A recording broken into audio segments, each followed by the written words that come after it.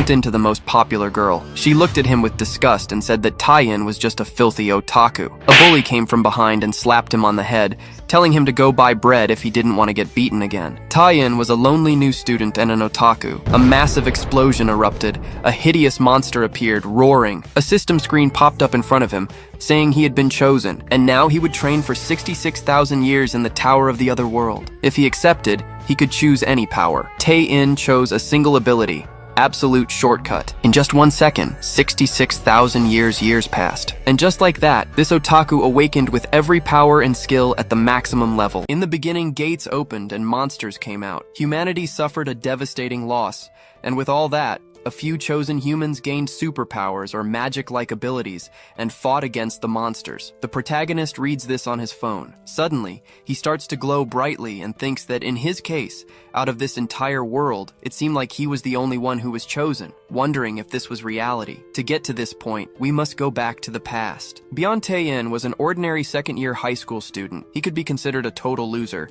but he was just a guy who really loved reading manhwas. He comments that this week's episode was fun, and that he's going to give it 10 stars since the new manhwa cover was incredible. This was good, so he gives it stars, saves, comments, and donates, sending a message to the author, until he accidentally bumps into a girl. The protagonist immediately tries to apologize, but she asks if he wasn't watching where he was going. She turns around angrily and continues on her way. Taein was also in the middle of a platonic romance, but a delinquent hits him on the head, calling him a pervert for making that creepy face. He should stop staring at Jo Yoon-ye like that. Taein thinks that he was the typical rich jerk, but now with the cliche that his dad works at the guy's father's company. So he apologizes, saying that compared to the jerks in manhwas, he was actually a decent guy. The bully tells him to go buy some bread if he doesn't want to go to hell, and Taein walks away, thinking this is all very cliche. But it would be a lie to say Taein isn't satisfied with this life, since he gets to read his manhwas and everything was fine, until an explosion suddenly goes off behind him. He turns around at the sound